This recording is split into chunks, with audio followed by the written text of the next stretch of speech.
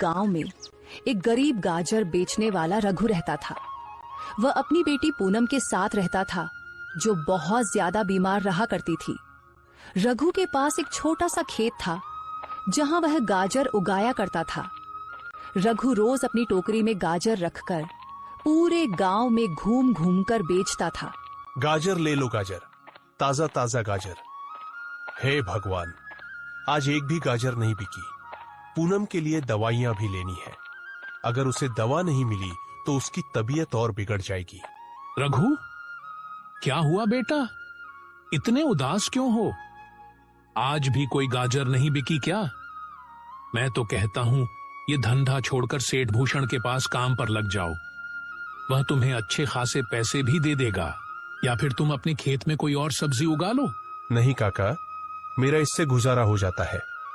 सेठ भूषण के पास अगर कभी जरूरत हुई तो मैं जरूर काम करूंगा। रही कोई और सब्जी उगाने की बात तो काका, मेरा छोटा सा खेत है, उसमें एक ही सब्जी लग सकती है और मुझे गाजर उगाना अच्छा लगता है, इसलिए मैं गाजर उगा लेता हूं। हाँ बेटा, तुम बहुत अच्छे हो, पर क्या करें, तुम्हारी किस्मत खराब है।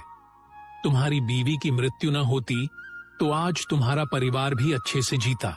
हाँ काका, वो तो है, पर क्या करूं?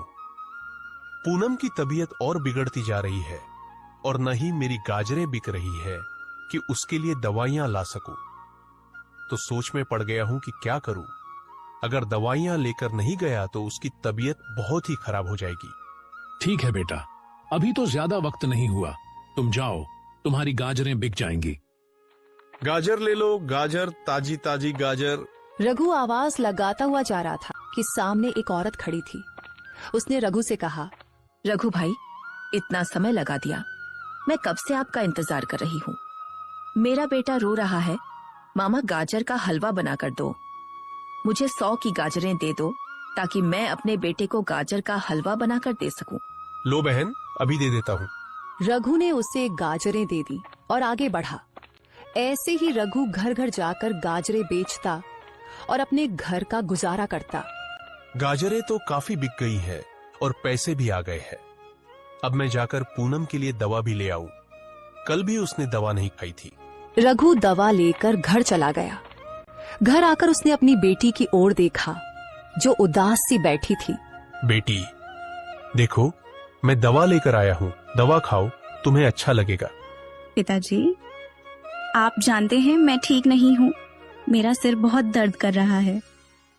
परेशान मत हो बेटी, बस दवा खाओ और आराम करो, दवा तुरंत असर करेगी। बेटी ने रघु की बात मानी और दवा खा ली।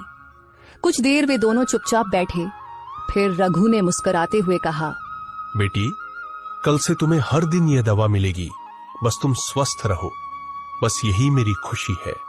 पिताजी, आपको मेरी कितनी चिंता है मैं जानती हूँ। ऐसी ही बातें करते करते दोनों पिता और बेटी सो गए। रघु सुबह अपने खेत पर टोकरी साथ लेकर जाता और टोकरी भरकर गाजर तोड़ता।